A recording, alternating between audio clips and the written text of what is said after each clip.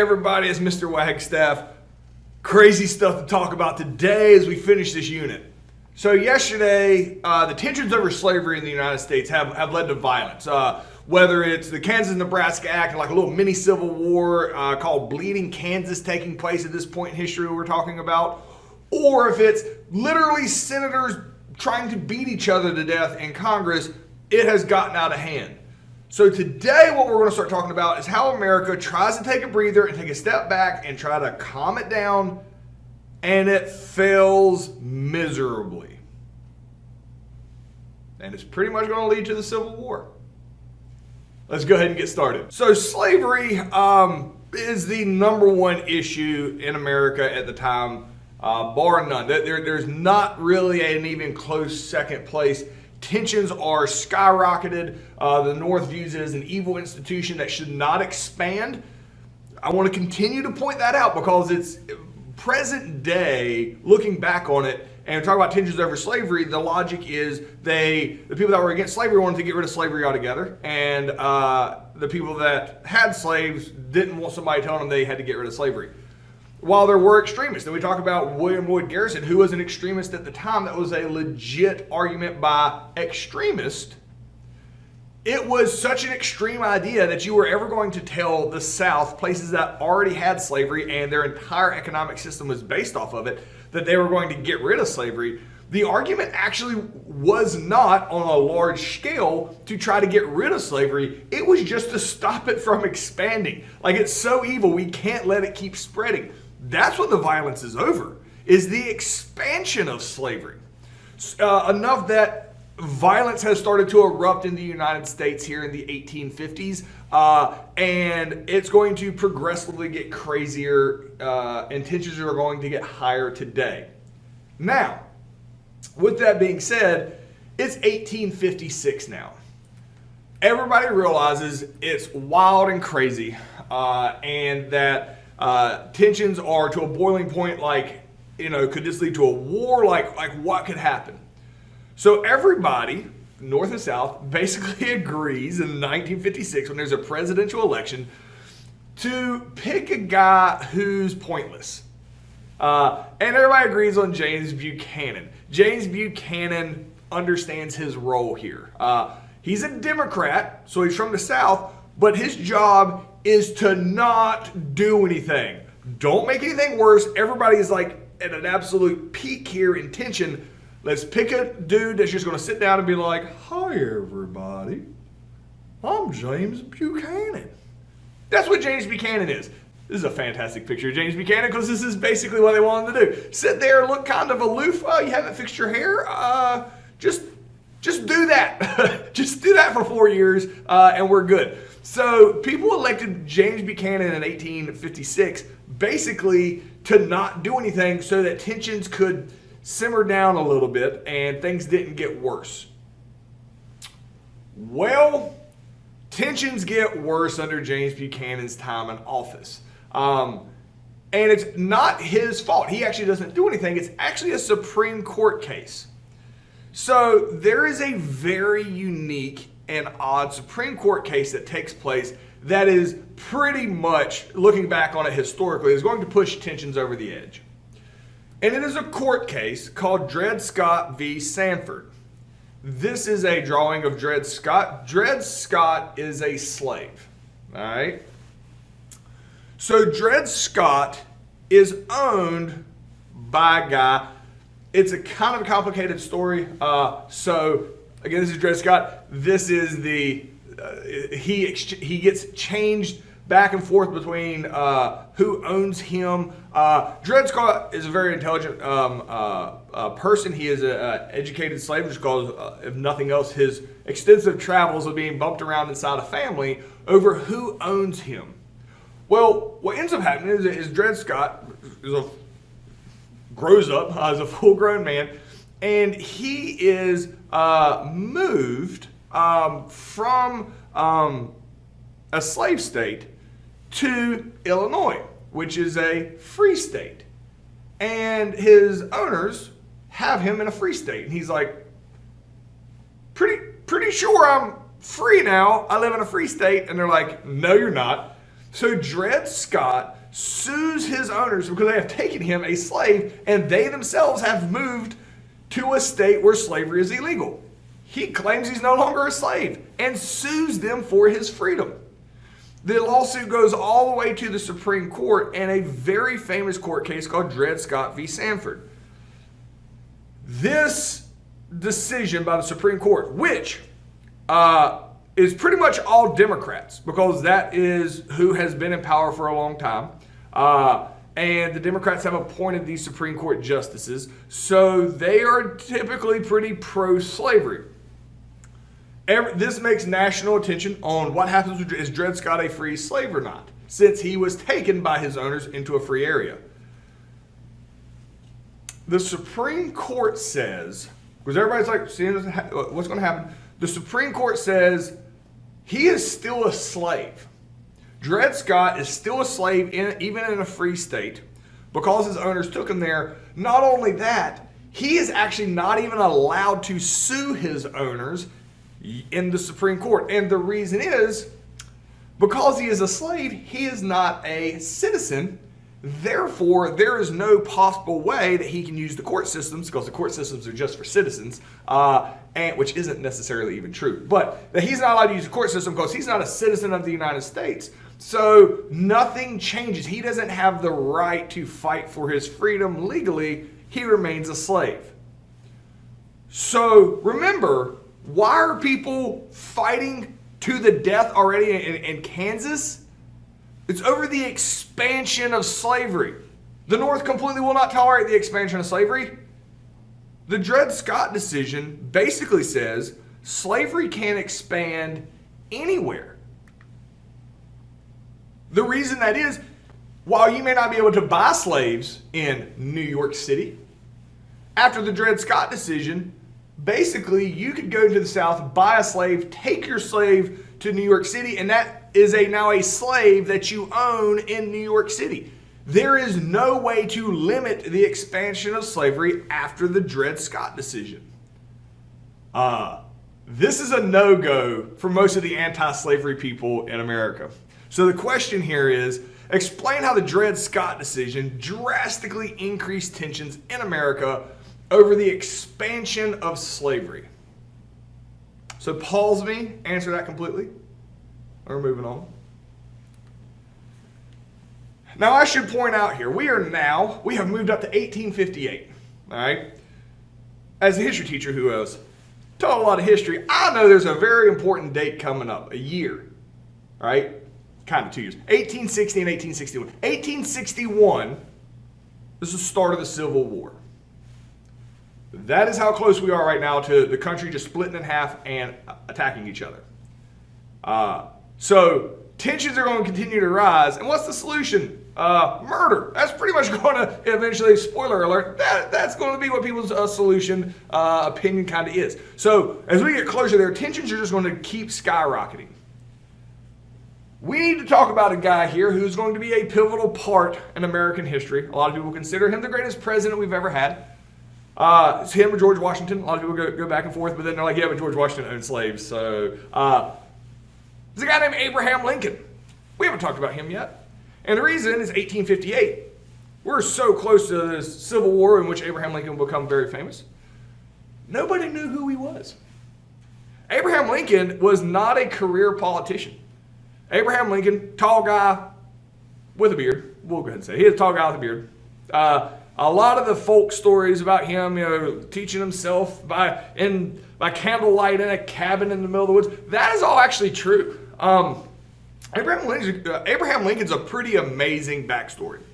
But we're 1858. Nobody's ever heard of this dude before. Abraham Lincoln, absolutely against the expansion of slavery. He is a Republican because he is against the expansion of slavery. He is going to run for Senate. Now, this man has never got a little picture here. This is Abraham Lincoln standing up. He doesn't have a beard, actually, until 1860 when he runs for president, that we're going to talk about here in a minute. And the reason he grows a beard is because a little girl writes him a letter and says, hey, Mr. Lincoln, I heard you speak and you have a lot of good things to say, but you're really ugly.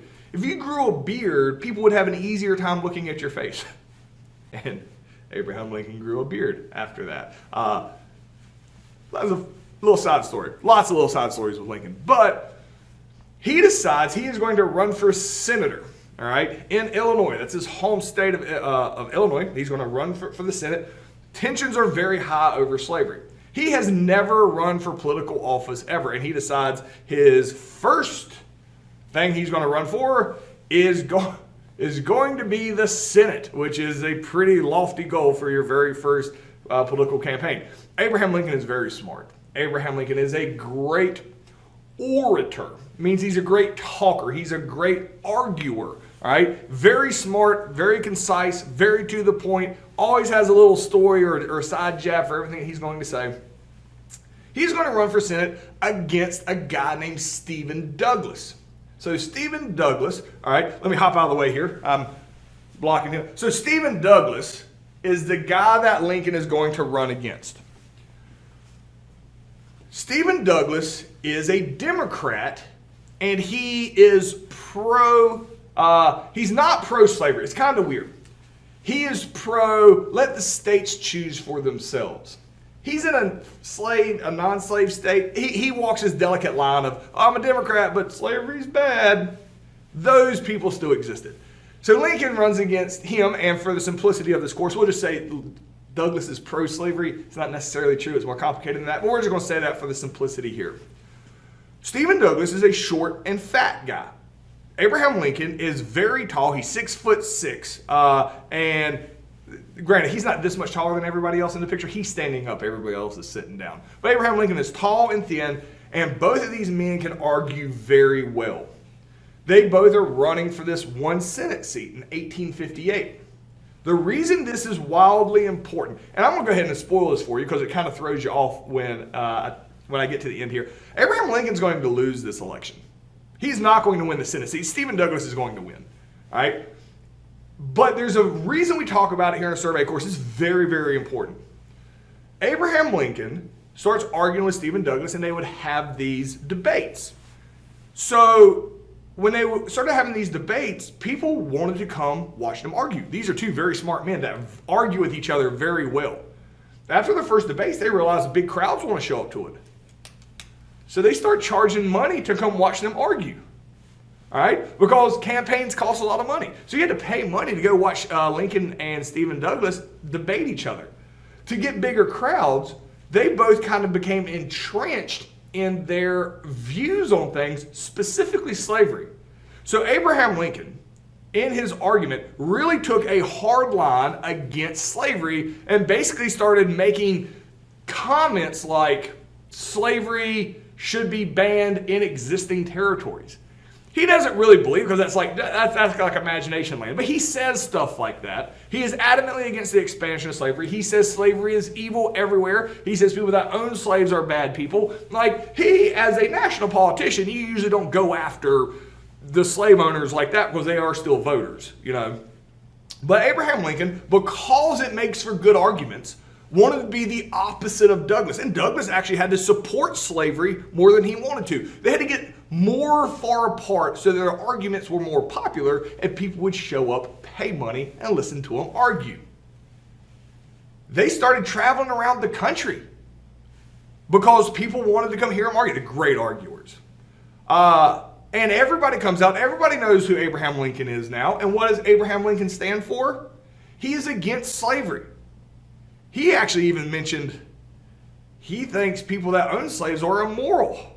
He actually attacks verbally slave owners. That's kind of extreme. So Abraham Lincoln, the election comes, Stephen Douglas wins, and Abraham Lincoln loses in 1858. So the first thing Abraham Lincoln's ever ran for office for, Senate, he loses. The reason this is really important in American history, all right, is after he loses this election, he is now a household name. People know who Abraham Lincoln is, and people associate Abraham Lincoln as an extremist in anti-slavery. He did not like slavery. He did not want it to expand, but people thought he was more extreme against slavery than he probably was at the time, than he was at the time. So the question here is, explain how the Lincoln-Douglas debates led to national exposure for Abraham Lincoln. And what was Lincoln's reputation after the election in 1858? So yeah, he's not an elected official. He's back to being unemployed, living in a log cabin. That's fine, 1858. But people know him. And what do they know about him? Like, what is his persona, his reputation in 1858? So pause me, answer that completely. We're moving on. Oh, we're back to John Brown. Yes, again. You remember this dude? This is the dude that was beheading people with broadswords at the Potawatomi Creek that led to the whole Bleeding Kansas thing. So John Brown has not gone away. John Brown has a plan. He still thinks he is God's chosen instrument to end slavery. This is 1859, all right? What he decides to do is him and his sons, and he has a ton of sons, right? This is John Brown now. The last time I showed you a picture, he was clean shaven. He is now big old bushy beard because he thinks he is the reincarnation, not necessarily reincarnation, but like the second coming, like this era's version of Moses that's supposed to free the slaves. So there is a place near Virginia called Harper's Ferry. It is an arsenal, all right? This is a modern picture. This is what it looks like today, all right? It still says it's a very historic location. This building here, what it had is an arsenal, it had a whole bunch of military weapons in it, like guns and stuff. This way, if a militia, you need to call out your state militia, they would come to this building, they would get their issued guns, and they would go out and they would fight. Because like militia in the state, they don't just keep their own guns at their house. So state militia is run by the federal government. So this is a federal government installation building here with federal weapons in it. John Brown says what's going to happen. There's a couple guys that guard this, make sure nothing weird happens.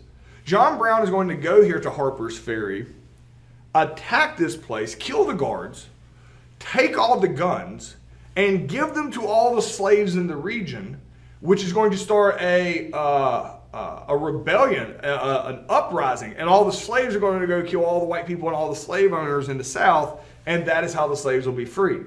So John Brown only has like his sons. I think he has like six of his kids are all sons that go with him to pull this off.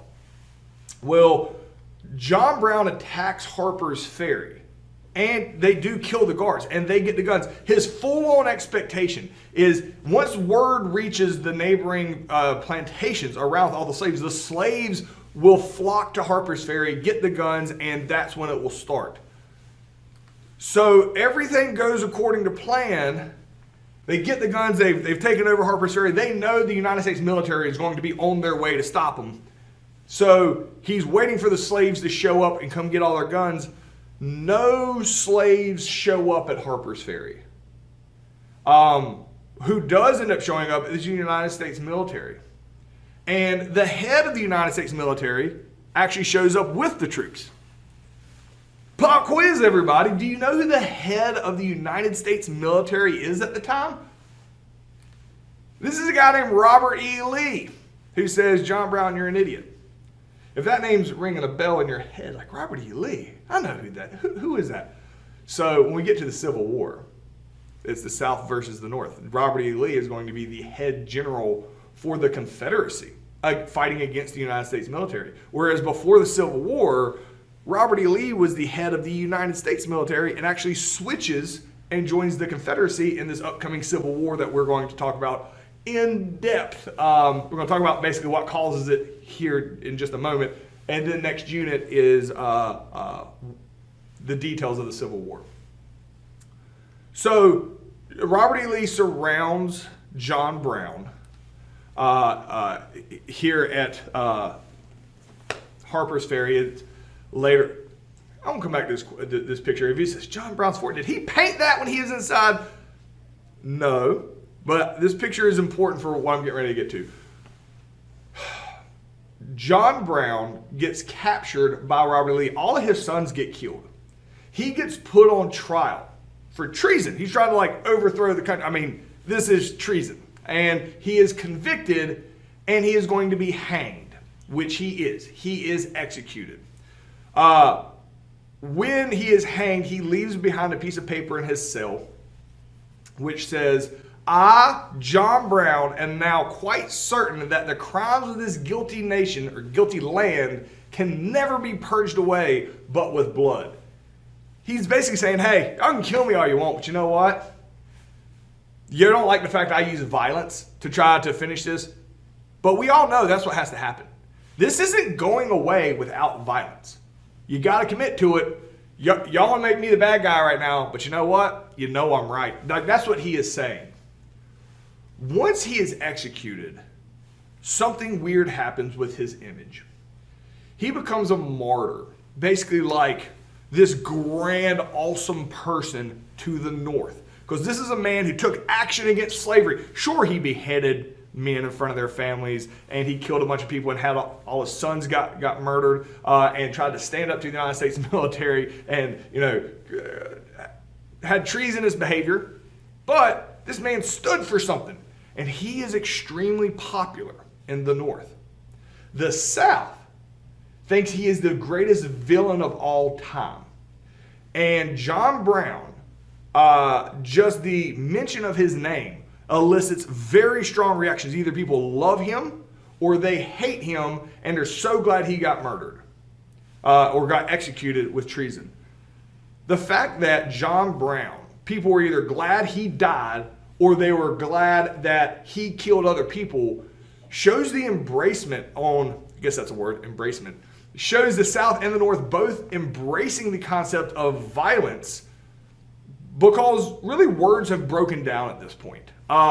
And how John Brown is viewed as either a hero or a villain is very representative at the time of this lack of a desire by anybody to try to talk this issue of slavery out there. Basically, it's been talked to death. That man murdered some people. So that's why this picture here, the actual Harper's Ferry, will eventually have John Brown's fort written on it for a while in honor of the man. Like, that's how crazy it becomes. Even the place that he took over and tried to raid ends up paying homage to him. So the question here is, explain why the country's divided reaction to the execution of John Brown was a bad sign for lasting peace in the United States. So we just got done talking about that. Pause me, answer that completely, and we're moving on. All right. So it just keeps seeing like one thing after another, tension. Like, what's going to be the final straw? This. The presidential election of 1860. The Democrats, they're used to having people just pick whoever they want, that person becomes the president. Well, there's a new political party now, Republicans. Republicans are against the expansion of slavery. People are furious over the Dred Scott decision. Something has to be done. So Republicans say, we are basically going to run for president on an anti-slavery platform, especially an anti-expansion of slavery platform, all right? Because we do not want slavery to expand any further. So, really long story that I got to simplify here. The person the Republicans end up picking to run for president in 1860 is a guy named Abraham Lincoln. He's the one here that's blue in the background. So remember, what is Abraham Lincoln's persona, his image around the country? This is an extremist as far as national politicians go, an extremist anti-slavery guy, all right? This is like the absolute nightmare for slave-owning states in the South. Even some people in the North were like, ooh, this is, he's kind of extreme on that. Like, I don't know if this is good for lasting peace to like elect a straight-up anti-slavery guy, but there were a lot of supporters who wanted this guy to come in, so he is the Republican nominee. These other three guys are all Democrats. The South is so anti-Lincoln, like from the beginning, because they cannot let this guy be the president. They get together and they try to decide what Democrat are they going to run for president. And the South can't decide if they want to run like a pointless guy like James Buchanan, or if they want a hardliner who might come out and expand slavery as far as possible. So the Democrats in the South argue with each other and never really come to an agreement on which one person to run for office. So the South ends up picking 3 separate candidates to run for president to make sure that Abraham Lincoln cannot win this election. Abraham Lincoln's name is not allowed on the ballots in any slave-owning state, or at least in the Deep South. I believe in any slave-owning states. Now I think about it, you could probably Google me and see if I'm right on that. Abraham Lincoln's name was not allowed on the ballots in the South. This way, there's no possible way he could get elected. His name's not even on the ballot. Well, Abraham Lincoln's going to win. And here's why. Abraham Lincoln only gets 38% of the vote. But since the other 3 guys all split the votes of the Democrats, 38% was the highest percentage of the votes. And Abraham Lincoln, not winning a single southern state's vote, not only not winning a single southern state, not even winning a single electoral vote in the South, not a single human being in the South in 1860 voted for Abraham Lincoln because he wasn't on the ballot. They didn't have the option. So we know nobody voted for Abraham Lincoln. Yet now, this extremist guy who they're like, oh, he's going to come try to take slavery from us, which is absolutely not what Abraham Lincoln is claiming he's going to do. They are furious. Furious. They're like, you know what? That's it. We tried. It was fun while this lasted. We, the South, refuse to be represented by a guy who does not represent our interests. Not a single person in this half of the country voted for him, but now he can tell us what to do because he's over the federal government. And the South says, you know what, America, it was fun while it lasted. We're not trying to fight. We're not trying to fight over this. We're just letting you know we're breaking up with you. The South is now going to be their own country. And we're going to call ourselves the Confederate States of America. We will still trade with you, but we're done with you. And when Abraham Lincoln gets elected in 1860, the South secedes and breaks off and says we're done arguing over slavery. We're our own country now. And Abraham Lincoln says, no, you're not. So that's the end of this unit. A little cliffhanger there for to be continued in the next unit, because we'll talk about the Civil War in depth. But the question here is, explain how Abraham Lincoln was elected in 1860 with only 38% of the vote, and why the South says he doesn't represent them because not even a single, he didn't get a single vote in the South. Basically, explain to me, you can just more or less explain to me, why did he not get a single vote in the South? And why do you think the South feels like Abraham Lincoln doesn't represent them as a culture, even though he's the president of the United States? So pause me, answer that completely. See you guys next unit.